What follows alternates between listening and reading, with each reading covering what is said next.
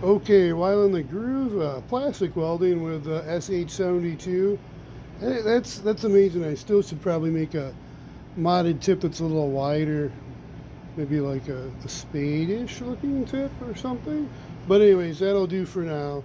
Um, I've got this grill, and it's one of those where I don't see where it's marked. They didn't mark it, so if I remember, I think I got it for free or like for $1 because this is.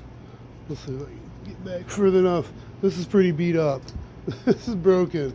So I've got a couple of spots. I've got a plastic weld and this little top thing's broken off. I think it's broken over here somewhere. Yeah. So it's pretty bad shape, but we're gonna do it. So got the little stock. I left a little bit of ABS and go ahead and pause. All right, finished product. I gotta go over it again just to make sure, but I think I got it pretty much all at least tacked well together. I'll go ahead and go through everything and fill it up. Try not to do too much on the front end, but yeah, it's a little bent.